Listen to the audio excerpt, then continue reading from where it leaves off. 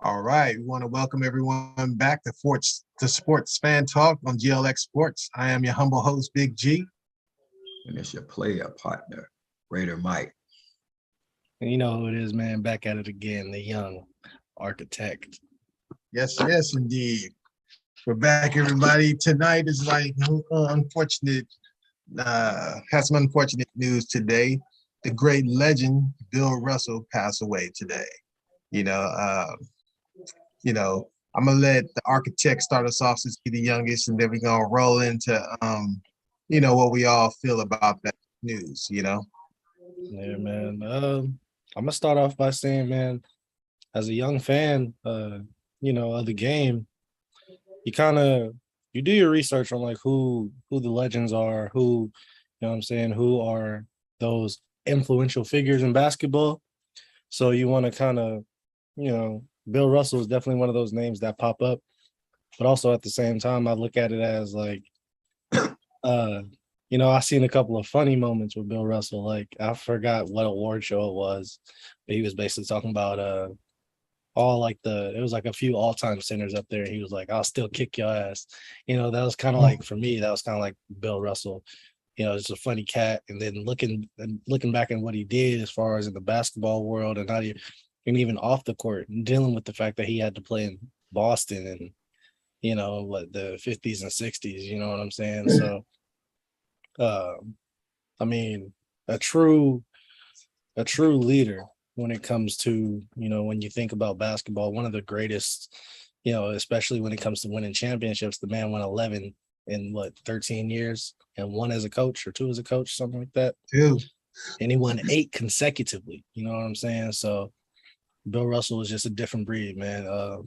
It's sad that, he passed, but, it just goes to show you, man, like the support that I've seen throughout today, through all like players, past, present, future, whatever, it's good to see that name still holds a lot of ground. Yes, indeed. Yes, indeed. Well, me, I want to chime in, just mention, he's Bay Area cat, he come from the soil, from the Bay, a graduate of McClimate's High, around the corner from a grandmama house, you know what I mean? And Right, it just means a lot. He had that Bay Area spirit, as far as activism is concerned. We could always talk about his accolades. He's a very, very accomplished, pro athlete, 2 national championships at USF, Olympic gold in 1956. And he was the captain of young that team. Architect. Yeah, indeed. And as the architect said, 8 titles in a row, 11 overall, 2 as a player coach, the first Black coach in the NBA, may I add. And, like I said, he is an activist. He is a man. They had an exhibition game to play.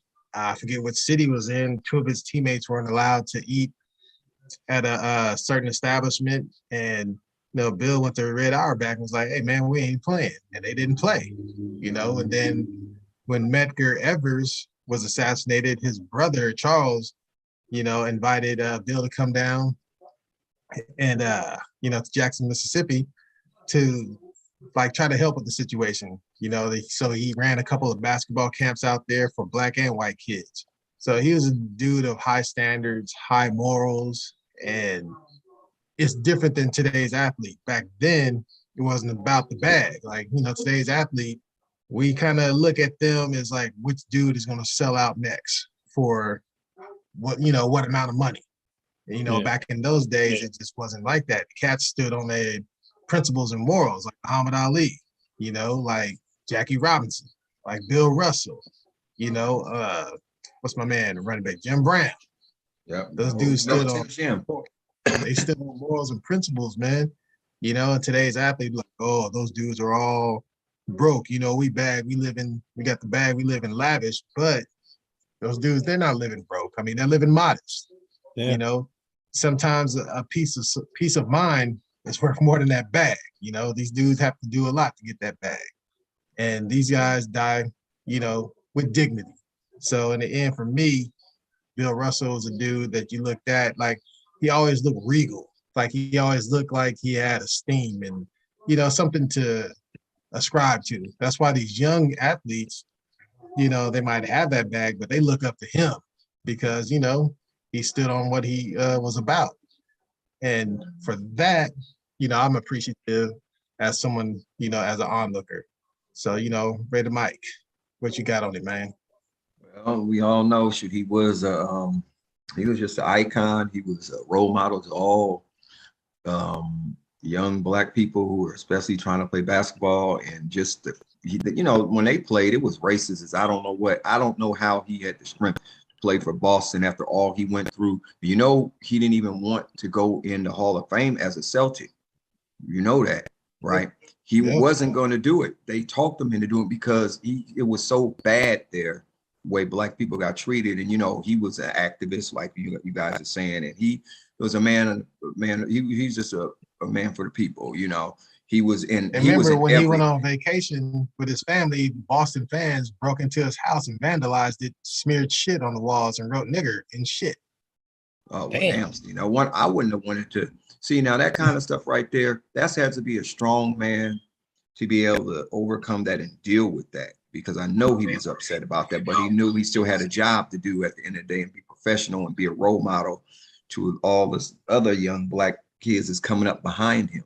I just think that he is just, he is like I said, he's a guy that all the players look up to, and he was a true champion, 11-time champion, 2 times, like I said, player coach. But the best thing that he did was he was a humanitarian. The man cared about people. It wasn't just Black, he wasn't always just Black, but he was really stood by his people. And he's the greatest defender, I believe, one of the best rebounders, just the greatest champion of all time. And I don't think nobody will ever be able to take that away or catch up to that. You got a lot to go to catch up to him. Everybody should be paying him homage right now, because if it wasn't for him, he paved the way. Him and some other stars, Muhammad Ali and all these stars, have paved the way for all of us today to have the rights that we have as being players and being able to do the things that we do. They couldn't eat and go in a restaurant. They had to go through the back. They just think about that. Him, Jim Brown, Muhammad Ali, all of them, they couldn't do that. Look, they did something that I don't think I would have wanted to do. I don't know if I could did that, but I guess it's back then, if you want to eat after you, that's what you had to do. And you don't know if they spit in your food or not, Yeah. Who knows, man? They went through a lot in that era. They went through shit that we can't even imagine, man. Exactly. Yeah, exactly, Greg. So I got to tip my cap to Bill Russell, and God rest his soul, and just praying for him, all his family and all his friends, and just everybody just really celebrate his life. And he was 88. Let's celebrate that. Nobody is going to live forever, but I thought the way he was, swore he's going to live forever, but yeah. Nobody does, but that's all I want to say on that. And just he'll be greatly missed by the NBA community for sure, because they got that award named after him, and they, for the MVP, the MVP for the Eastern Conference. Yeah, for the Eastern Conference Finals MVP, that's gonna stand anyway. But they need to do something. No, it's special. not the Eastern Conference. It's the NBA. It's for Finals. the finals. Eastern Conference is Larry Bird. It's just the the Eastern Conference is Larry Bird, huh? Yeah. Okay, so the finals, the NBA just finals, the regular. That's what I thought. The regular finals is just Bill Russell MVP, because he always handed out. Yeah, but now, unfortunately, somebody else might have to hand it out for him, like they did this year. But anyway, you'll be missed, and we love you, Bill. That's it. That's all I got to say. Okay. Rest in power. Yeah. He lived a nice full 88 years. That's especially for someone who's 6'10". Tall dudes don't usually last that long, man. So that's a good thing, man. He lived a nice full life. Right. Yeah. Took care of his body. Yep. So let's keep it pushing it on. We're gonna go to a little bit of Brittany Griner news, man.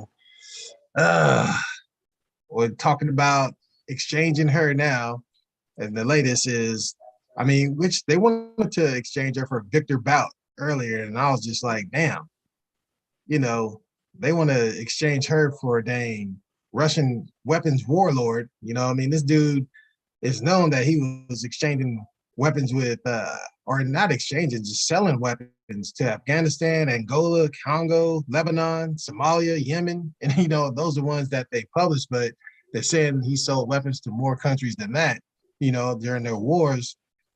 But now they said through back channels, they're also trying to get this other guy who's in a German jail named Vadim Kazakov. They're trying to get him released also, and he's in there for killing someone. So they want to exchange this woman for someone who sold weapons to kill millions and for someone who's a murderer. But also the U.S. wants to include Paul Whelan. I talked about him earlier. We talked about Griner. And basically, he's James Bond, man. He's a U.S. cat that's cut. He's being held as a spy. So it's amazing to me that they're trying to mix this woman up and all that, man. She's a basketball player, got caught with some damn weed, basically. You know what I mean? Like some freaking oils. So, I mean, it's crazy to me that she's in that mix, but that's where we are, I don't know. What do you think about that, Raider Mike? They wanted to do that to see what the USA was going to do. Was she important enough for her to be put up for them to put those other dudes, out there for her release? You know what I'm saying? That's why they did that. They want to see what the USA was all about, if they really care about their citizens, and especially an innocent basketball player she had no business being over there that long. I just think it's terrible. I mean, the more I think about that, I just like, makes you mad, because I'm like, over that, y'all did that for a reason. There's always something going on with the United States, Russia, whatever. Yeah, it's always something, it's stuff that we don't even know about, what they feuding about, we'll never know either. Well, it's just amazing to me that she's over there being held for, she was a basketball player with hashish oil. Right. They want to exchange her for a murderer, weapons dealers, and murderers, spies. But for thieves and murderers. No, that's crazy though, huh? Like they really, that's not even worth it. She should be released, and without them doing that. But nope, they got to give up something to get something. So, because if they don't, we're gonna be heavily scrutinized. They're gonna be heavily scrutinized. It's gonna be some. You know what? If the United States don't get her back home. Yeah. Mm-hmm. You know what I'm saying? They got to get her back home. You let them have them little fools. They mess up again, you can always put them back in jail. Whatever. He can get out and go, and he can go back. That don't mean he gonna change. Tiger don't change the stripes. He's still gonna be that's all I'm saying. They did her wrong. She been there for all them years, and all of a sudden she oh boy. But that's all I really have to say on that, because I don't even like to even discuss that, because it makes me just mad, because I'm like, it's always one of us. We always have to be stuck for the longest. Oh, one of us in the mix, man. Architect. What do you think, man? I think, I think it's kind of ridiculous that, that is their asking point at, what I'm saying? For whatever reason, like I said before, I think this is just Russia kind of showing the, kind of testing the US gangster, like trying to see like where they at, like, because, especially with the whole Ukraine thing going on and all that or whatever. But I don't know. I think it's kind of ridiculous, but I feel like if the US really wanted to bring her home already, I think it would have happened. Was it? I think it's been almost 200 days since she's been locked up. I'm sure she's gonna come home, but I was watching LeBron's show on YouTube, The Shop, and I kind of felt what he was saying at one point. He actually got a lot of scrutiny for it. Basically, how saying like, I wonder what she's thinking right now about how, like, the U.S. in general. What I'm saying? Like, damn, like, am I not important enough to come get? Am I not important enough, what I'm saying, to try and make an effort? Not saying that they aren't, but like, what I'm saying? It doesn't seem like that's a priority, what I'm saying, for her to come home. I think, after all this, I really wonder how Brittany Griner's gonna look at this whole situation, like going forward when she does come home. You know what I mean? I think, you know, if I was in her shoes, you know what I'm saying, I'd kind of look at it as, okay, y'all let me kind of muster over here in this other country, knowing that they have all this other stuff going on. And we don't know, like, we really don't know what's going on with her in this, you know, in Russia. We really don't know. You know what I'm saying? Nope. But I don't know, man. You know, Oh. I just think she should hurry up and come. You know, they should hurry up and make an effort, bring her home. You know what I'm saying? I'm sure she.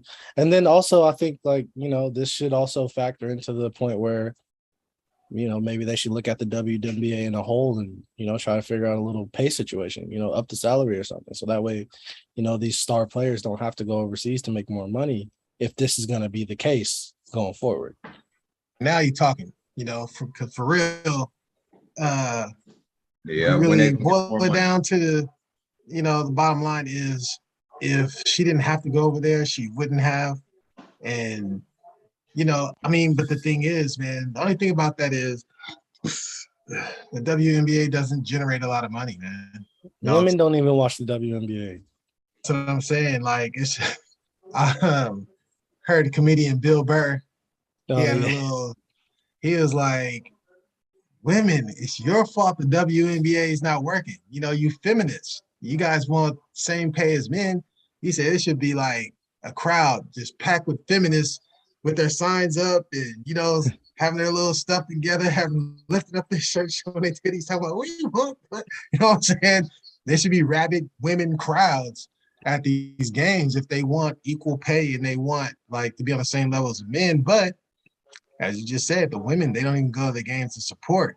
You know, they don't get packed houses. They don't sell out stadiums. Yeah. So they got to do what they got to do. But, you know, it's just amazing to me. It shows the priority also.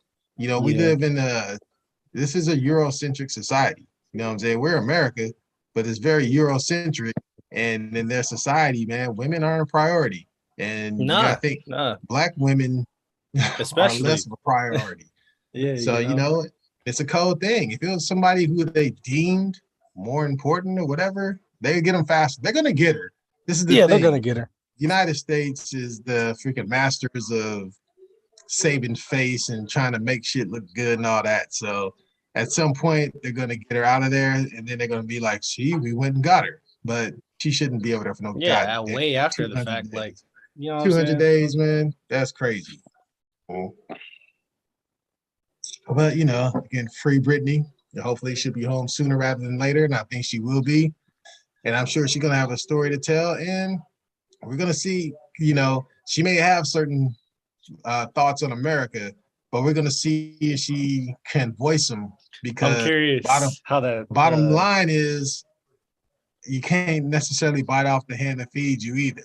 She can feel a certain way, but she gets to talking too sideways. They'll be like, you ungrateful mother. We went over there and we got you. No, I'm gonna say this. Watch her body language when she has her coming home speech. You know, don't listen to the words. Watch her body language. Look into her eyes. You know, facial expressions and all that. Because although she is a professional, you know, there's gonna be something that's gonna have a tail. There's gonna be some things that she quote unquote has to say, but you're gonna be able to tell that she's really like, you know, No. Well, you know, like I said, bottom line, free her. Hopefully she gets home very soon. You know, next up, we're going to move it on. Go to a little bit of NFL. We're going to talk about, man, my young man, John Michie III, diagnosed with acute promyelolytic, I don't know if that's how you say it, but leukemia. It's a form of leukemia, and it's the most curable form, which is fortunate for him. But, you know, this dude can't seem to catch a break, you know. No, he has an injury. Tore his ACL. He couldn't play in the national championship game. And then, you know, because a lot of people thought that could make a big difference as far as when they played Georgia. You know, him being able to him being able to take that top off, you know. And Yeah. without him there, of course, we see what happened. And, now being on the Texans and having the chance to come in and get down with Davis Mills and try to see if he can be that one. And, this happened. I don't know. Architect, lead us in. Shit, I feel bad for him because he's a couple of days older than my younger brother. You know what I'm saying? They both 22 years old. Can only imagine being 22. Not even a year ago, you tear your ACL, and then now you got leukemia, man. Like, and you get your opportunity. You know what I'm saying? I just feel for him, man. I really do like what Lovie Smith had to say about it. He was basically saying, we're gonna be there with him every step of the way, which I do love to see in a coach. And even as dysfunctional as the Texans are, it's good to see that, with something like that happening that's so serious, they have feelings, or at least it shows that they have feelings, you know what I'm saying? Whether it be smoke and mirrors or not. But I do wish a speedy recovery. I don't really know much about, leukemia or anything like that, but I will say, like, this reminds me of, what was that running back for the Browns that played with Jim Brown? Ernie Davis. Ernie Davis, yeah. Yeah. I read that whole thing. He kind of had he had a similar situation. But I really just hope he recovers from that, man. I hope, whether, like, take football out of it, just as a human being. You know what I'm saying? I hope he beats that. I hope he gets over that, and I hope he's is able to go back to living a regular life. Because shit, like I said, he's only 22. You know what I'm saying? He's still, he got a lot of life ahead of him. And, I hope he gets through this. I hope he beats it. And I hope a good recovery for him. Yes. Raider Mike, man, what do you got on that? Well, I heard about that last week. I was like, damn, he just got to have torn his ACL rehab, and then he has to deal with this. But now he just got this is what it's about, though. He can't sit right back, feel sorry for himself. He's just got to do something about it. And I pray that, his inspiration should be James Connors. Remember, James Connors sat out, he had cancer. Yeah. He came back, man. That should be his motivation and his inspiration, because look how long it took him. He lost all that weight. He gained his weight back. He really worked his way back. John Amici just going to have to work his way back after he gets his whatever, if he's doing chemo or whatever kind of treatment however they're treating it. I don't know yet, because it's probably just, it's very curable, and maybe we don't know how they're curing it yet. So whatever way they're curing it, after he's done with that process, he's going to have to, if he's still, motivated to play football, because maybe he might not be able to play. But if they said it's curable, then that's fine. Nah, he'll be fine, because they say it's the most curable. It's the most curable one. Okay, well then fine. So then he just need to do the work and get himself back to football. But right now, football is secondary to him right now. That comes number one right now, to take care of his body, to get himself, healthy the way he needs to be, and he'll be fine. We will see him playing. I don't know about this year, but maybe at the end of the year, or maybe next year, maybe a year. He may have to take a year off, but I don't think a year off won't hurt him. He needs to be healthy. He can't do it any other way. I do, feel for his family and friends, like I said, to everybody, just be strong, and he just has to be positive and just put in the work and just work his tail off to get himself well. That's number one. His health is first. Football is last. That's not nothing he needs to be thinking about right now. He just need about getting himself together, doing what they ask him to do, following up with your doctors and doing his treatments and stuff. And then after that is all said and done, then you're going to have to work your tail off to get back into shape and get ready to play the sport that he loved. I liked him at Alabama. I do think that when he didn't play that game is another reason why they lost, because they had rookies in there. Rookies did cool, but the passes that were dropped and them deep balls would have been caught by Michi and Jameson Williams, where the other guy. But Michi ran excellent routes.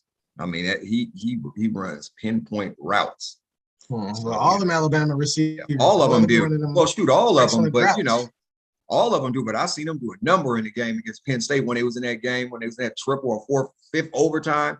Man, he put a number on that, a move on that fool on that touchdown. I was like, and he walked in. I was like, man. But but anyway, my thoughts and prayers are out to him and his family. I know he's gonna be all right. You're gonna be all right. So that's all I'll say about it. All right. Shoot. Gonna keep it pushing. Our architect, did I get you on that one? I got you already, right? Yeah. So we're gonna keep it pushing, man. We're gonna go into more football. Got the same old black quarterback comments and bullshit going on, y'all. Kyler Murray, we talked about his contract last week, but then we didn't know about the clause. So now we heard about the 4 hours independent study since they've taken it out, but we still could, chop it up about that. But I want that to lead into also these anonymous comments going on about black quarterbacks. But Red or Mike, start us off on that one, man. Yeah, they need to. My thing is this: you listen to all that stuff, man. They need to back off because we have proven ourselves that we could play quarterback. We have proven ourselves we put in the work. You know what I'm saying? Putting in our study in the film room and just doing everything it takes, to be an elite quarterback. You know what I'm saying? I don't like that. That people that these side caps, these dry capping and talking, trying to go back to the old days, like, oh, well, we know how to read defenses. We know how to do all that stuff. You know what I'm saying? Yeah. And then saying he don't put in work. I know he had to put in some work. You know what I'm saying? He wouldn't have been here where he is right now if he wasn't putting in work. That would have showed in college. That would have showed up in college if he wasn't in the film room. That would have showed up high school and college, especially college. Greg, they would have pulled that out so fast when it's time for you to get drafted to mess your draft status up. Yeah. You know what I'm saying? They would have pulled that out the wool. He instead of being the first pick, he'd have been like 25th or so, or come out the first round. You know how they do it, And I just think that it's unfair. I mean, the guy is a great talent and he deserved to get paid and not have stipulations in his contract. I understand you want him to be the first one there and the last one to leave. Yeah, you got to do that. You got to be a leader of that team. Put that team on his back. I get all of that, but it's other unnecessary comments you keep hearing people saying, and then they, make it like it's a joke or something. Like, I'm like, really? This ain't no damn joke. Y'all, that man is a smart human being. So what you trying to say? He don't want to practice. He don't have the desire. He's playing video games. And I'm like, really? Come on, man. Y'all get off his back. Get off Kyler Murray's back. The thing is, he's gotten better every year, though. How does that exactly. happen? That's what I'm saying. That's what I'm saying. You got to study. You got to work out. You got to watch film. You have gotten to be able to. You have to put in the work to get better. You're not going to just play and get better. You know what I'm saying? Just go out there with pure talent, right? Well, I'm just gonna go out here and just I ain't gonna read the playbook. I'm just gonna go out here and wing it. Nah, it don't work that way. You wing it, you'll be winging it out of the league. Fast. For us, it don't take that much. We're already on the damn pit bull choke. Like you hold it. You know what I'm saying? We got that kind of choke, that little hang, that little, the little noose on her neck. That noose is tight, Gregory. So you ain't got enough room to barely breathe. Just mess around, somebody kick the ladder from your feet. You know what I'm saying? Yeah. That's all I'm saying, because I'm just tired of it, because the guy is a great quarterback. He deserves every penny he got. So Kyler, get your money, man. That's all I got to say about it. It's just unfortunate that they try to make a big deal out of it, trying to make fun of it. That's what they were doing, making fun of it. Trying to make fun of the stipulation. You know what I'm saying? And you know that. So, yeah. Well, we'll talk about that later. But oh boy, did you hear about that? What's that? Debo getting paid. Oh yeah. Hold on. We're gonna roll on. But anyway, I know. Architect, what you got on it, man? I kind of like what Warren Moon had to say about it. I feel he said it was that homework clause, as he called it. You know what I'm saying? It was kind of slap in the face to all African American quarterbacks. And And he alluded to as well that he's like that basically what hindered, black quarterbacks from playing that position back in the day. You know what I'm saying? As we all know, Warren Moon had to get his start in Canada and work his way through all that. But to say, you know what I'm saying, like, I feel like Kyler Murray, his situation, like you said, he's gotten better every year. You know what I'm saying? He's in his 3 years of being in the league, he's been to the Pro Bowl twice already. Which means obviously he's a hell of a player. You know what I'm saying? Each year his team has went up. To say that he's not a hard worker, he doesn't love the game, he has all this outside stuff, like that's ridiculous to me, because you can have 1,000,001 things going on, you know what I'm saying, and still be locked in. Like, my thing keep is looking this. behind me real quick, because they said they have a decision on Deshaun Watson's suspension soon. So we'll see. Tomorrow, Monday. Oh, yeah. Oh, man, I can't wait to hear that. But yeah, because then I look at it like this. Y'all didn't say y'all wasn't giving Baker Mayfield nearly as much shit when he was in all these commercials, and Cleveland was still shit. You know what I'm saying? Mm-hmm. Y'all wasn't saying shit when Tim Tebow couldn't throw a football to save his life. You know what I'm saying? He's studying film. He studied all that film, still didn't help him throw a good ball. Exactly. You know what I'm saying? Kyler Murray is, you look at these, and I also like Pat Mahomes. He's like, shit's weird. You know what I'm saying? Like, and honestly, I was surprised that Pat Mahomes even said anything about it. Yeah, me too. I was surprised he did too. But the fact that he did shows that, you know what I'm saying, he stands with his people. You know what I'm saying? He may not say something all the time, but I like the fact that he did, and it kind of like, it holds something to hear. I like how he threw Kyler Murray's name in it, and my boy too. Lamar. Yeah, he threw their names in it too. You know what I'm saying? I'm saying it like this, like, if, basically the face of the NFL at this point, Patrick Mahomes. Yep. You know what I'm saying? He's saying something. And like, I feel like a lot of people forget that he even is black, but he really is. He's a black man. You seen his dad at the Super Bowl. Like, you know what I'm saying? Like, he know who he got his athletic talent from. Yeah, you know what I'm saying? Like, my thing is this, like, when the face of your league comes out and says some shit like that, what does that say about the rest of the organizations throughout the league, whether that be from top or all the way down to the bottom? You know what I'm saying? If he sees it, all the other players see it, especially in the league that's ran by all the, like, 80%, if not something like that, is black. Something percent. Yeah, 70-something% of the athletes are black. Come on, bro. 74%, I think. And you mean to tell me the most sought after position that every franchise say they need, now they starting to lean towards these black quarterbacks, these dual threat quarterbacks, these quarterbacks who, quote unquote, you know what I'm saying, aren't hard workers, don't study well, aren't the smartest guy in the room. That's bullshit. Because if that was the case, you know what I'm saying, they wouldn't be where they're at now. You can't not be a hard worker and make it as a pro. Yeah. Somebody can have all the damn talent in the world. All their life they've had to work twice as hard. Exactly. Exactly. And I'm really looking, and when it comes to that, I'm really looking at a Lamar Jackson coming from Pompano, Florida. You know what I'm saying? Growing up in the trenches and all that. And then I look at Kyler too, because Kyler didn't have it easy. You know what I'm saying?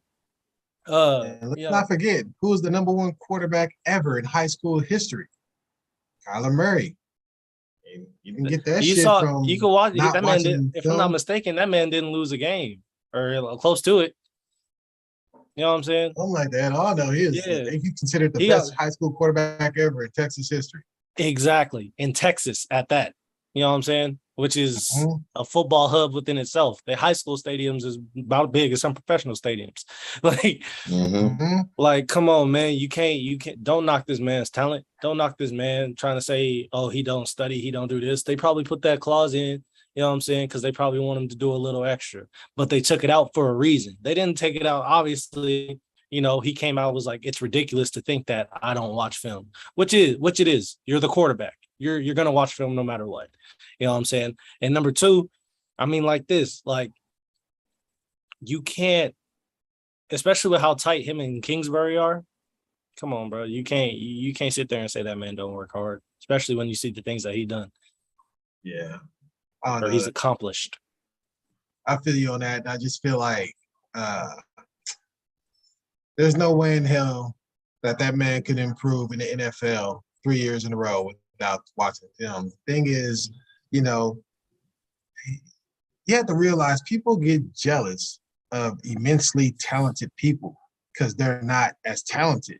So I know some of these fight owners and GMs and these coaches, they look at these brothers and see what they accomplish with not doing as much as they would do and be freaking in awe and just be jealous of it. You know what I'm saying? I mean, maybe Kyler, because he pretty much, forget the quote, but he's basically saying like, man, I know how to get down on instincts. Like I have instincts to know certain things, which you could tell that he does. So, maybe he needs to study more, but you don't have to put that shit in no contract. You just tell him. I mean, it's simple. So let's not forget, after 5 years in the NFL, Brett Favre was asked what the hell, how to read a nickel defense. He was like, what the hell is a nickel defense? He didn't know what a nickel defense was after 5 years in the league. So let's not put it all on black quarterbacks, man, because they look at Brett Favre like he's just freaking the Iron Man, freaking most heroic quarterback, gunslinger in history. And it's like, come on, man. The other thing I hate about this is why is it always anonymous? I wish they would put some names on these people who are saying like, oh, if Mahomes first read is, oh, I know. It's just like, I hate protect that shield, man. Because they say if Mahomes' first read isn't there, then he instantly plays street ball. And then the dude said, another anonymous person said, I don't care if Lamar wins 12 MVPs, he'll never be a top-tier quarterback. I'm like, come on. The man already got an MVP. Like, how can you not be a top tier? Yeah, how can you not? Him and Pat Mahomes, they both got both the youngest to get MVP. It's jealousy, man. I'm telling you, like a lot of these dudes are jealous that they aren't as talented, and that's why they're saying this stuff. You know what I'm saying? That's what it boils down to. Like, what kind of clothes you got on, partner? It smells like jealousy to me, man. Because that's the thing. I mean, because it's only going to get worse because there's more young black quarterbacks. You got Stroud over there at Ohio State. You got a little young man out there at Alabama. Right. So it's not like it ain't going to stop. They're going to keep coming. They still come. It's like you already see what's his name? Trey Lance took Jimmy G's spot. You got what's that boy? Malik Watson or Malik, that's his name for Tennessee. Malik Willis. He damn near he probably gonna take Tannehill's spot. Like what I'm saying. The black quarterback is making a real statement. Tannehill's like, he said, I'm not even gonna help this dude. You know exactly. What I'm he said basically they didn't want to help him take his job. Huh? Yeah, like bro, come on now. You know what I'm saying? Even old boy from Cincinnati. Even old boy from Cincinnati that I ain't too fond of. The one that got drafted by the Falcons. That quarterback. Ritter from Cincinnati. Yeah, Ritter. You talking about Ritter? He went to Cincinnati. Oh, Derek Ritter. Yeah. Oh, he went to the Bengals. No, he went to Atlanta. He on Atlanta Falcons. You said from Cincinnati, the college. Cincinnati. Yeah, the college. The college. Yeah. But he ain't this year. I don't think he's gonna be all that though, man. He ain't gonna start this year. He probably gonna look. It's him and Mariota. He got a lot of work to do, man. I mean, I'm pulling for him, but I watched him play at Cincinnati. Me too. And it wasn't great. Body, though. But Cincinnati played. You put like Lamar in college or Watson in college or Murray in college with that same Cincinnati team, they do a little better. Man. That's different though. Deshaun Watson got that X factor. You know, you'll take Deshaun Watson over almost anybody in the NFL not named Pat Mahomes now. I know. So come on now, that's different. As it is different. I'm just saying Ritter got a lot of work to do. Speaking of NFL, we're gonna keep it rolling in the league, you know. My man Julio got a job. Yes, sir. Signed with them there Bucks. You know, Brady had been pursuing Julio to try to get him there, and he finally got his man. And shoot, man, Mike, what you think about it, man? Is Julio gonna make a difference? I think he will because he's gonna be extra motivated. Look, the GOAT done called you out. You summoned you to come get down. Say, come on, let's come try to get on this ring chase that you lost against us when you was up 25 points. Just come on in. It wasn't his fault. He It said, wasn't Julio's fault, boy. He said, wasn't Julio's fault, but he said, come on over here and get some of this jewelry. He said, You know come what I'm on saying? in and get something cool to drink. He said, you want some? I know. He said, you want some jewelry? Oh, I know what you're talking about. You said they're getting something cold to drink. Yeah, but I think it's a good fit. I think actually this is a much better fit than Tennessee because Tennessee was more run oriented, and then AJ Brown was the number one receiver, and then the offense geared towards him, and Julio was just trying to find himself in that offense, and he never did last year. He made some plays, but he just didn't look the same. It's like everybody thinking he was washed up or something. No, he wasn't washed up. He wasn't in the right spot. I don't know, man. He ain't been healthy in 3 years. No, well, about that part, yeah. But what I'm trying to say, if he's in the right system and they use him right, and New England and in Tampa Bay, he's not the number one. Mike Evans is, so he don't have that pressure on him. So he can just Godwin in the slot, and they got one. So all he got to do is just play his position. You know what I'm saying? And I think this is a good fit, long as he can stay healthy. And I think this will allow him to stay healthy. He ain't gonna have to do it all like he was in Atlanta. He was everything for Atlanta. That's why part of the reason why he's messed up right now, because he was Mr. Everything for Atlanta Falcons. And I just think they use you up and throw you away. Yeah, or they chewed him up, spit him out a couple of times, and then say, "Well, you're done with him." And that's how they do it, man. I mean, he's gonna still go down to be as one of the greatest wide receivers to ever play the game. He already got the numbers, is already there, even though he had 3 seasons where he wasn't really that productive. And he got 13,000 and something yards receiving. So going to go play with Tom Brady, who knows how to get you the ball. If you're open, he gonna get you the ball. He ain't Ryan Tannehill. He ain't playing with Ryan Tannehill. He playing with the GOAT. You know what I'm saying? Who wouldn't come out? I'd come out in retirement and play for Tom Brady if he called me. As long as the cheese is, give me some of them chips, the cheddars and some chips. But yeah, Tom Brady, he don't get enough credit for. He's a good motivator and a good salesman. He knows how to throw that sales pitch to get you up, get that fool out of a walker and get him back running again. You know what I'm saying? I'm with it. I'm all in on it. Okay, you're a lot more optimistic about that signing than me. I just think it sounds sexy. You know what I'm saying? Sounds sexy because of the name Julio Jones. You know what I mean? But you're not getting the same Julio. He hasn't played, like I said, hasn't been healthy in 3 years. Hasn't had a game which he received over 60 yards. No, he had one game in the last 3 years when he had over 60 yards receiving. He has the worst injuries you could have for someone who needs to use their legs. I mean, he's always hurting his hamstring, quad, that calf, soft tissue. You know what I'm saying? So it's just and don't get me wrong, I'm pulling for Julio. I like Julio, but I don't want people to expect the old Julio. You're not going to get that. But what I think he can do, I think they should pace his ass till playoff time. Early in the year, just get him familiar, get him in spring. But he has to be patient. He can't want the ball all the time because they need him fresh for their little playoff run, the Super Bowl run. So look, I'm giving advice and I'm going for the Cowboys. But thing is, if they want to maximize him, he should get most of his reps after Christmas. You know what I'm saying? Or no, I'll say after Thanksgiving, excuse me. Going into December and then rolling into January, if they can really get him acclimated, kind of how the Rams was doing with Odell. Man, get out my head, man. You taking my talking points. Shit. Yeah, well, maybe maybe great minds think alike, MG. All right, I'm gonna cut mine off then. You go ahead, get yours off, bro. I somewhat agree with you about, obviously they're not getting the same Julio they did when he was in his prime.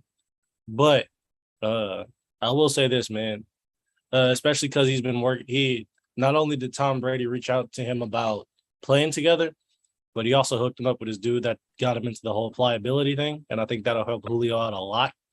You know what I'm saying?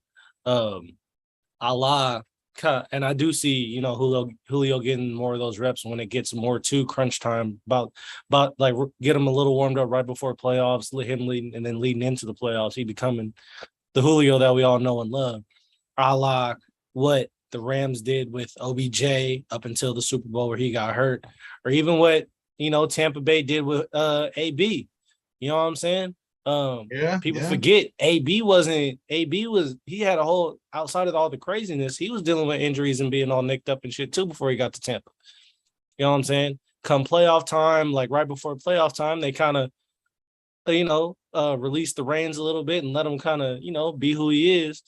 And, you know, he helped that he contributed to them getting the ring. You know what I mean? Same thing with Leonard Fournette. Leonard Fournette, when he was in Jacksonville, he was all beat up and all that.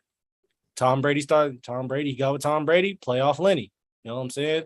I think it's something about playing with that dude, you know, 12, that players, they're willing to sacrifice more, whether that be, you know what I'm saying, coming to practice more. Because obviously, you know, Julio didn't practice a lot, especially in Atlanta, because him and Matt Ryan, it was like this. Tennessee, you know, he had his little nicks and injuries, so he didn't really practice that much and whatnot. But now, you know what I'm saying, you have to build that rapport with Tom Brady. You have to, you know what I'm saying, learning, you know what I'm saying, that offense, which I feel like is still going to be somewhat similar, even though Bruce Arians isn't the head coach. You know, I think Todd Bowles is going to take a lot of that and kind of be like, okay, we had some success with it, we don't kind of do the same thing. But at the same time, I think Julio, this is the right decision for him. You know what I'm saying? Especially he's nearing the end of his career. I think as far as my generation of receivers, it goes Calvin Johnson, Julio, and then I'll throw Larry in there at third. Or, you know, it's a toss up at them three. You know what I'm saying? Well, Calvin's a clear cut number one for me, but Julio and Larry, you know what I'm saying? But yeah, man, I think, you know, this was a great signing for Tampa. It was a great move by Julio, saying that, you know, the only man that ever stopped me from getting the ring, why not join him? You know what they say, if you can't beat him, join him. So, I mean, shit. Go ahead, man. And now, you know, especially because not only they have, like I said, they have Mike Evans, they got Chris Godwin. People forget they signed Russell Gage, who's a solid receiver. For Atlanta. And yeah, you know, and they still got, you know, and then they add a Julio. They still got Leonard Fournette. You know what I'm saying? Kyle Rudolph. Kyle Rudolph. I think they still, is there other tight end? Is it OJ Howard? He went in free agency. Cameron Brake. Cameron Brake. They still got Cameron Brake though. They got solid tight ends. Like, that's a good offense. You know what I'm saying? I don't think the fact that Julio isn't going to be the main focus, you know what I'm saying? I think that's gonna benefit him a lot. Like, I think he's going to surprise more people than not. Obviously, I don't think he's going to have those numbers he had in Atlanta, but he's going to surprise more people than the people who are going to be like, oh, well, it's just Julio. You know what I mean? Okay. Well, we will see. I think he'll have impact late in the season. So we'll see, man. Need to crowbar something in real quick. Something Raider Mike alluded to earlier. Man, Debo got a little contract extension today. Big payday for my man. You know what I'm saying? Signed a 3-year contract extension worth $73.5 million with 58.1 guaranteed. Good for him, man. They needed to pay that man his money. You know, they're overusing him, and I don't know what this means though. He said, "We're gonna keep you in the tool shed, boy." He didn't really like the way he's being used for the money he's getting. Now that he's got the money, now they're gonna be like, now we can use your ass. That's exactly what's been using you. That's what I'm saying. So he can't do that. His career gonna be them 3 years. Might be the 3 years he can play. But he got 58 million guaranteed. He'd be all right. You know, that's what the architect was talking about before. Maybe Shanahan's gonna give him that RG3 treatment. You know, they ran him in the ground real quick. Yeah, you know what I'm saying? Yeah, I was mad about that. I just felt like that was bullshit.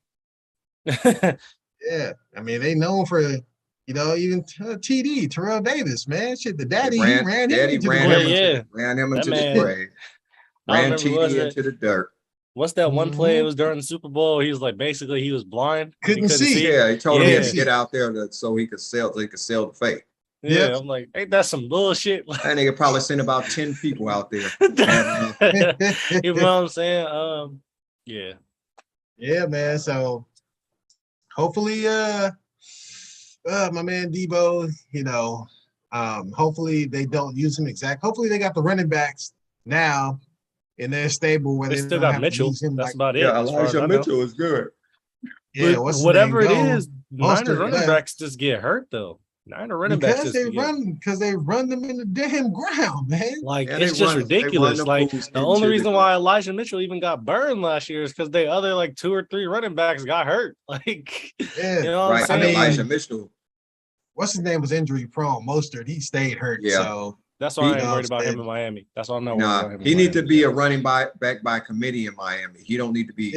Yeah, That's the There's only no- way they're gonna yeah. keep him fresh. That's the only yeah. way There's they're no gonna keep way him in fresh. hell. That nigga, he trip over a blade of grass, he gonna get hurt, man. That's all that speed. Yeah. You can't.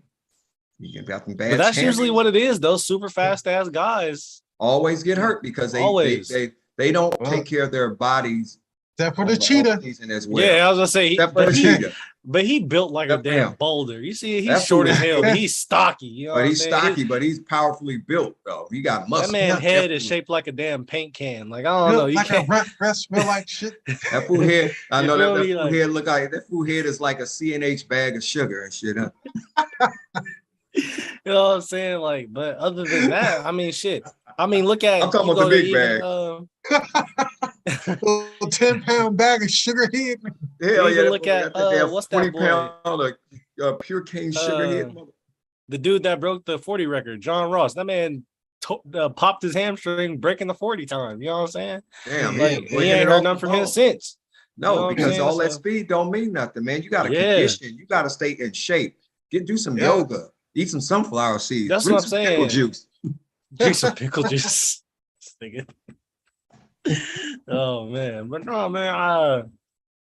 Props to Debo. You know what I'm saying? I knew he was gonna get paid. Everybody knew it. Niners wasn't gonna let him go nowhere. You know what I'm saying? They had to pay him. Yeah. It's just lucky they're not owned by the Bartolos anymore. You know what I'm saying? He might No, the Bartolo would have took care of him. See, that's right now. So I'm thinking of the wrong. Yeah. So it is York that be tripping. Yeah. That's okay. York, Yeah. man. Eddie Yeah, DeBartolo yeah. would have took The care of him. Bartolo. Okay. My Yeah, fault. Niner He'd have faithful. sent him a brand new mattress. That motherfucker would have been stuffed with more than hundreds in it, man. Exactly. He It's said, just "I got a little something on your front porch for you." Yeah, he's like this ain't gonna count against the salary cap. Yeah. Got for you. Yeah, he did Yeah. it. He did it. Shit, with Deion and a couple other players. Shit. Jerry Rice, all them cats is getting a little. Ronnie Lott, they was all getting paper under the table, man. But we're gonna keep it pushing. We're going to our last little subject of the night, man. Oh, your boy. Mike. We Mike talk about McCarthy. your team, Gregory. Yeah, your boy. Yeah, Mike McCarthy. Is he a lame duck coach? And I'm just flat out, I don't have much analytics and all this on this. This is just from a Cowboy fan. I say, yes, of course, he is a lame duck coach. We didn't do anything to get better. We did nothing to get better. We drafted with our first pick, Tyler Smith, the offensive lineman who was the most penalized lineman in freaking all of college football last year. You know what I'm saying? Like, that's who we got with our first pick. And I think if there was ever a season that it just looked like it may be thrown away, it's this one. The Eagles got a lot better in our division. Y'all fighting for first place now. The only thing that could stop the Eagles is the quarterback position. He's gonna have to step up. You don't believe you don't rock with Jalen Hurts like that? No, I never did. Not even at Alabama. Really? No, not even. What at about Oklahoma. not even at Oklahoma? Shit. I It was nice just at Oklahoma. something about his game is just too relaxed for me from the quarterback position. You know what I mean? Like some people like Aaron Rodgers, his relax. I think there's a way to be relaxed but have a sense of urgency at the same time. You know what I'm saying? Jalen Hurts, his shit is just too relaxed for me, which is why I think Tua took his job. You know what I'm saying? And freaking why at Oklahoma that game though too. I remember that shit. Yeah, I mean, he could put up numbers. I mean, I think he could be decent. I don't think he can get you over the top though. You know what I'm saying? I think his max is maybe a little less than Donovan McNabb. You know what I'm saying? Like, I don't see him. Shit, McNabb I don't was know. good. He was good, but he wasn't great. You know what I'm saying? Like, I think Jalen Hurts could be good, but a little less than McNabb. Just like I don't think Dak will. I've watched enough of Dak to be like I don't think he'll be great. I've And that's seen Kirk enough. Cousins with a tan. I don't know. Yeah. Who said that to him? Didn't freaking Amari Cooper called that nigga the Black Kirk Cousins? Yeah. But I don't think man, I think it's gonna be a year. I've been thinking about this a while too. I'm about to be on this show in football season with 3 Raiders fans. Your teams are gonna be good, and my team is gonna probably be garbage. But your team y'all have the easiest division. Y'all only competition is going to be the Eagles. The Eagles are gonna be right there. You know what I'm saying? So I mean, I don't know. You know why I feel like Jalen Hurts is gonna be why I feel like he's gonna be better than what you expect, because now he didn't have a number 1 receiver. That's why they relied on him so much on the run. But at the same time, now you have AJ Brown. You know what I'm saying? Also, you still got Devontae Smith over there running routes crispier than a waffle fresh out the toaster. You know what I'm saying? I think yeah. And then they got what's that other boy that was Miles Sanders, other running, he run just like Saquon, he just smaller. Like I think you know what I'm saying? I think that right there is going to help Jalen Hurts significantly. I know you talk about his relaxed game, but I feel like that is going to be somewhat of an advantage to him, especially playing in y'all division. Oh no, NFL, bro, you gotta make decisions fast, man. That game is fast, and unless he speeds up his clock, you know what I mean, he can still have the same, like I said, the most relaxed quarterbacks you see, Tom Brady, freaking Aaron Rodgers, their clock. Aaron Rodgers play like he don't give a damn though.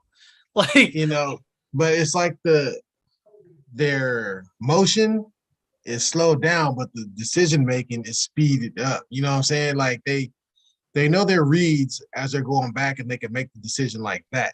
But were they like that off the rip? Damn, we done forgot about Mike McCarthy, huh? Well, like I said, he's done. Yeah. He's done. Damn, Gregory, you must really believe that. Because damn, man, you just said 2 words about the man. Well, because I'm waiting for Peyton to come.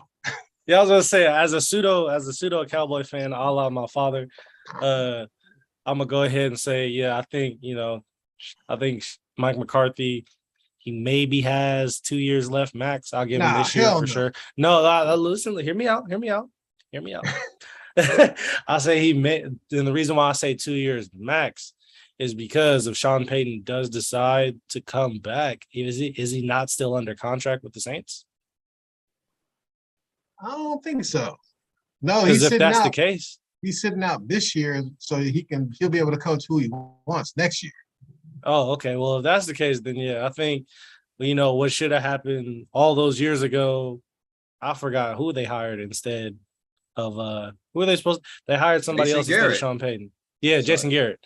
You know what I'm saying? I feel like now, if y'all get Sean Payton, Dak Prescott might, he might look a little, you know what I'm saying? That offense is going to be cracking. That's all I got to say. Dak Prescott might take a notch up. You know what I'm saying? Yeah, if he can get Peyton, there's a possibility he could, you know?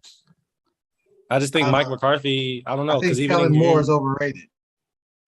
I think he's a good, I think he's a solid play caller. I don't think solid. He's not like game changing like any of these other like a Zach Taylor or McVay or anything like that, but he's solid. Yeah. But yeah, no, I think because even Mike McCarthy in Green Bay, I don't think he was all that. That's why they only had 1 Super Bowl. You know what I'm saying? They won it though. At least they won it. they won it. I'll give him his credit. You know, he won that Super Bowl. But I mean, for saying that the teams that you had while coaching the Packers and you only won one Super Bowl, that says a lot to me, man. Not saying like, you know, obviously getting to the Super Bowl itself is difficult, but I mean, shit, they was in the NFC Championship every other year. You know what I'm saying? So, wow, that is that man number 12 up in there. what is it? That bad man. You know what I'm saying? Yeah, no, I don't think Mike McCarthy is gonna be a Cowboy much longer. I think Jerry Jones is kind of just like, all right, son, we're gonna give you this chance. And then as soon as his real boy comes in, he's gonna be like, Sean, I got this bag for you. You know what I'm saying? Yeah. Oh no, you know, now they got Venmo. He gonna Venmo. Yeah. Gonna sell them. Keep thinking about it, man. Well, yeah, this is the last year coaching the Cowboys. I can almost promise you, especially if Dallas don't hit the ground running. If Dallas struggle, you know, Jerry gonna be on the phone, Sean, you know, they're gonna tank this year, and I'm gonna let you come in here, and you're gonna be able to have full control. I'm gonna shut up, step on to the side.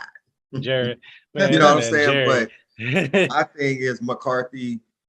I'm gonna tell you what's gonna save McCarthy if he don't get away from the run game. I'm just trying to tell you, Dallas, the way Dallas is going to win that division, to me, Greg, and I don't care what the Eagles do. I just really don't, because they don't have a running back. They don't have a legitimate running back. Dallas does. They have two legitimate running backs, right? Dallas needs to be run heavy and then throw. And I'm going to tell you why, because we don't know if CeeDee Lamb will be the number one receiver. He may and may not. But what I'm trying to tell you, if Zeke is if he 100%, Elliott is 100% now, Greg. Remember, he's playing with one leg last year.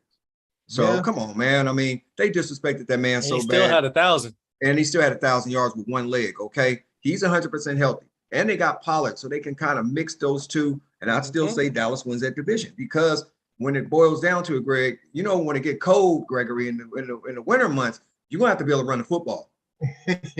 That's all I'm saying. But Mike McCarthy, if Mike McCarthy don't do that, he's for sure, like I told you, Jerry Jones just got him out there just for the props, for this year. Because best believe Sean Payton probably already put his staff together already. You know what I'm saying? I'm just keeping it real and keeping it 100, because Mike McCarthy is a decent coach, but he doesn't take enough risk. He likes to throw too much. And sometimes you got to run that rock. You got the backs, you got the personnel. Use it, or you're gonna be out of town real fast after this season. If Dallas go 8-9, Jerry Jones ain't gonna waste no time. Man, and I guarantee you, Sean Payton gonna be sitting in that fool's in his living room somewhere, smoking a tater. I will say this too. I just look at our schedule real quick, man. It's a possibility. Greg, they gonna win that division. We can go 11-6 or 10-7. Okay. Yo, Greg, I don't know what you over there panicking for. Because we starting off 0-2, man. We starting the season off 0-2. You're playing Tampa first, right? Tampa first, and the Bengals second. The Bengals. Hey, but the Bingo Bengals might now we're gonna see what they gonna do. But I always call them the Bingo Bengals because my daughter-in-law worked at the bingo hall, so yes, but I think that Dallas can still win the division. It's just long as they don't have the great wall no more. They have the great hug of Dallas now. The great hold of they call them the great hold of Dallas. You got that old penalty getting dude. They gonna call y'all the great hold of Dallas. Yeah, and that's even last year. We were the most penalized team in the league too. Oh, was it the Raiders? Oh shit! No. Oh, we wasn't. We got them. We made an improvement. Yeah, Dallas was holding more. They was holding more than a little bit. I will say this though. Even though he just got to USC, don't be surprised you hear about Lincoln Riley getting that call either. Oh, stinking Lincoln, huh? Yeah, but he ain't coming. He ain't ready. He just got there. He ain't ready though. But Lincoln ain't ready. The Lincoln Town call ain't ready yet. Hey, whoever Jerry wants, what he said, it's not his check that I've never hesitated to sign. Stop. Right, but he ain't gonna do that because that's gonna be I just don't see Jerry Jones signing. He wouldn't do that over Peyton, man. No, not over because Sean Payton have Dallas right. If he couldn't get Peyton, you know what I'm saying? Sean Payton have Dallas right. So Jerry Jones know that. He won another couple of Super Bowls before it's all said and done with. before his eyes close. You know, Yes. Jerry Jones want that Super Bowl, and you know, Greg, and I know it. Yes. All right, y'all. You know what I'm saying? That's gonna bring us down to our last little section of the show. We're gonna do our 3 minutes of funk, man. And I usually have mine all ready, set and ready to go, but I'm gonna go off top of the dome tonight. So therefore I'm gonna go last, man. I have nothing right now. Architect. I know you usually got a little something. You know what I'm saying? Give me a little something, man. I'm excited, man. This is the last Sunday that I don't, I can't watch football. You know what I'm saying? Preseason start next week or something? Starting off Thursday, August 4th. You got the Hall of Fame game, the Raiders and the Jaguars. Raiders in there. You know what I'm saying? In there. Oh, that's right. You know, y'all Raiders fans, y'all know that automatically, huh? Yeah, you know. And then, after that, man, football season is finally upon us, man. And I feel like I'm an avid sports fan. I watch a lot of sports. I watch football, I watch baseball sometimes on occasion. Big basketball fan, soccer fan. You know what I'm saying? I even watch like racing and stuff like that. But it's just a different feeling when football season is here. And now, I get so excited when August gets here, not only because the heat gets to die down just a hair, but, you know what I'm saying, I get to watch that pigskin get thrown around, man. I don't know. It's something about football, the aura of it. It excites me. It excites millions. Obviously I'm excited. The first football game is, a Raider game, but I also like to see this. I kind of do enjoy the preseason. I like seeing, the second string, the third string, just to see, how deep a team actually is. Especially like a team for me this year that I'm kind of going to watch is the Jaguars. Not saying that they're going to do anything significant, but after the debacle they had last year with goddamn Urban Meyer, I'm curious to see what Doug Peterson does with Trevor Lawrence and them boys. Although they just gave Christian Kirk and Zay Jones a hell of a lot of money. I'm curious to see how Doug Peterson does because, last time we saw Doug Peterson, he won a Super Bowl with the Eagles with a backup quarterback. And, he was a solid coach for the Eagles. You know what I'm saying? I'm curious to see, also, all these young teams, Patriots. I want to see what's that boy name?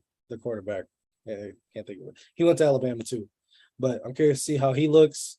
Tua No, the one for the Pats. What's that boy name? I forgot his name. Oh, Mac Jones. Yeah, Mac Jones. Yeah, Mac Jones. Mac 10. You know what I'm saying? He couldn't get that name. Yeah, he ain't getting that. I'm curious to see, how all these second and third year quarterbacks are looking to improve. You know what I'm saying? I remember last year I kept rooting for Detroit. I think I saw a video during the training camp. Dan Campbell had them doing up downs and shit. I'm like, oh man. I'm curious to see how that second year Dan Campbell, that head coach, is gonna go. The Jets, there's that whole story. Zach Wilson was messing around with his mom's friend. Like, I'm curious to see how that gonna go. Like, how that organization gonna go. What the hell? He's on that Mormons messing? Yeah, he was messing with his mama best friend, dog. Damn, old cake, huh? Like, I'm excited for this football season, man. It's a lot of storylines. It's a lot of teams that I feel like that weren't good, that were terrible last year, that are going to make steps forward. There are teams that I think that are going to be good. I'm curious to see if the Bengals are going to have a Super Bowl hangover or not, or they're going to come out and hit the ground running. But yeah, man, I'm excited, man. Football season is here. It's just about here, man. And y'all gonna see me on those Sunday night games while we on this live, man. I'm gonna be quite often, you know what I'm saying? So that's my 3 minutes. It ain't really funk. It's more so excitement. But yeah. Yeah, it's funk and excitement. Okay. You know what's going down. All right, Red Mike. Red Mike, give us 3 minutes, man. Well, I'm going to start off with one thing about whatever happened to the art of stealing bases in Major League Baseball. That is dead, gone. Small ball, gone. That's funny. As you said that, I was writing the name Ricky Henderson on this paper. It's crazy as hell. I used to get excited to go to a baseball game, the A's game, and watch Ricky Henderson stealing bases, and then also watching him go to highlights of Tim Raines stealing bases. Because Tim Raines, everybody forget about him. That fool used to steal bases. Him and Ricky was going neck and neck.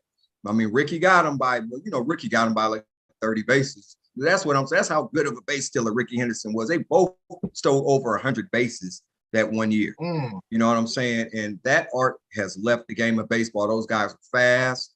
They were smart. They had great anticipation of how the pitcher, when they went in, they wind up, or when they, they studied them. See, they know that's an art. Stealing bases is an art that everybody has forgotten. It's a lost art form. Because all it's about is the long ball now. It ain't about the small ball. It's not about thinking, making that pitcher balk, making that pitcher throw that home run pitch because he's scared to death and you still in second base and third base. And that's what Ricky Henderson did the best. He's the greatest to ever do it, and nobody else will be able to do it as great as he did. I tip my cap off to him. But now, the other thing I want to talk about, we talked about the safeties last week, right? But the most feared safety to ever play this game, and I'm going to tell you, I'm going to give number 2, but number 1 has got to be Jack Tatum. He was made everybody scared to go across that middle. But I was going to put Sean Taylor up there. If Sean Taylor had played longer, he was the most feared safety in football. That if he is in anywhere on the field, they looking over the shoulders, over the back. They do not want to go over across the middle. He was a nightmare. He struck fear in everybody. I loved Sean Taylor. He was vicious. He was tenacious. He was everything. He would talk the talk and walk the walk and tell them don't come across the middle. Know what's going to happen if you come across this middle. And they believe it. And if they didn't, they got a hot lick. You know what I'm saying? You got to give him that credit. You got to give Sean Taylor that credit. I really want to put him number 1. I was so impressed with him, but Jack Tatum, the assassin, just said, this is my job. They pay me to hit you and knock people up out of this game. And that's what I'm going to do. And he did. No one did it better because Jack Tatum was only 199 pounds, soaking wet. You know what I'm saying? And he was laying the lick when he hit Earl Campbell. That's part of the reason why Earl Campbell's legs messed up now. Jack Tatum hit him so hard. Man, they both hit each other. Earl fell in the end zone, but Earl felt every bit of that blow. And you know that, Greg. That fool was putting on ice bags and plenty of Bengay. And then, like I said, it's Jack Tatum, Ronnie Lott. That was another most feared hitter. Nobody wanted to cross the middle on Ronnie Lott. They knew they was going to get hit. Or George Atkinson Lynn Swann deemed him the dirtiest player that he ever played against because he knocked his ass out with that forearm shot. Caught his ass talking shit. He just knocked that fool out in the game. And then I got to give it to Atkinson too. He was one of the most feared safeties to me. He's not just saying being biased because he's both of my Raider boys, him and Tatum, but them boys meant business and they took care of business. You know what I'm saying? You wasn't coming across the middle. If you want to really get technical, Chuck Cecil, you can put him on there. He was feared. Look how fast he didn't last. Chuck Cecil was a hitter. You know what I'm saying? That fool used to hit. And guess what happened to him? He hit himself out of the NFL. Right? Yep. So you could really pick and choose which one that I just said who you think is the hardest hitter, but the hardest hit ever that I've seen with my own 2 eyes was Sean Taylor when he hit Tom Bruin.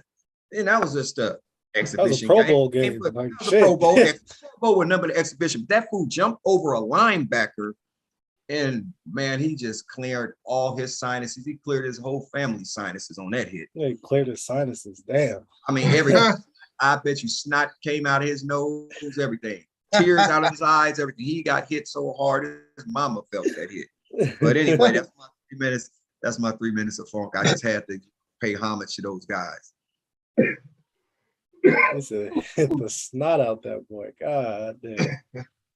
That's crazy. Mind you, the sandbox, huh, Mike? Mm-hmm. And Greg, no, that hit, man. When I saw that hit, I thought he was dead. Yeah, man. Flew off in the crowd. Come on. My 3 minutes is gonna be very brief because I'm just gonna go over it on because Bill Russell he'll probably go down as the greatest Bay Area athlete of all time, the most recognizable, the most accomplished, that there is. That's very impressive because I'm gonna read a list of players that he's more accomplished than. You got Joe Morgan, Dan Fouts, Ricky Henderson, Gary Payton, Jason Kidd, Gary Pettis, J.R. Ryder, Willie Stargell, who's from Alameda, and J.R. Ryder too, by the way. Lynn Swan, Marshawn Lynch, Frank Robinson, although he was born in Texas, went to McClimate, and then, the guy who's known as the GOAT, Tom Brady. Bill Russell has more rings than all of them. And he was a great humanitarian. And hopefully, sometimes when people pass away, other people kind of embody their spirit, carry their tradition on. It makes them get introspective. How many times have you heard Michael Jordan talk about like someone being a great inspiration for Black people? That's what he said about Bill Russell today. Michael Jordan usually stay away from the Black issues. So for him to say something like that, maybe the passing of Bill Russell will inspire people to kind of stand up for something more than just the bag, and hopefully that'll be the case going forward. I think LeBron is somewhat in that he would be the closest that I would say to being someone mainstream who kind of toes that line. Yeah, I would say so hopefully other people go there, And behind the scenes, crazy enough, man, we're starting to find out that Kobe was kind of like that too. You know what I mean? So hopefully, more athletes will step up and keep that going, We only got Jim Brown left now. Jim Brown, the only one left like that. Yeah. Well, no, Kareem Abdul-Jabbar. Oh, yeah, Kareem. That's okay. We got 2 left. Yeah. Kareem told that Kareem was over there telling kids to fuck off. fuck off, kid. Well, with that said, we're gonna wrap it up, y'all. I'm gonna let everybody sign off. Go ahead and do your thing.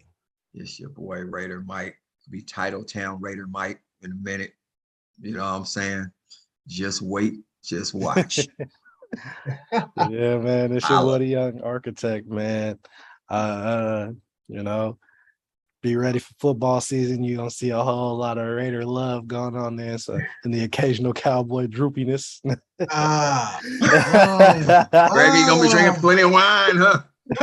You gonna see that bottle of wine sitting in the camera next. You're gonna see Greg like this. 2 bottles. He's gonna have 2 bottles. Hey, I appreciate everybody for tuning in, man. Make sure you like, comment, subscribe, share it everywhere, man. We gonna be back here again next Sunday.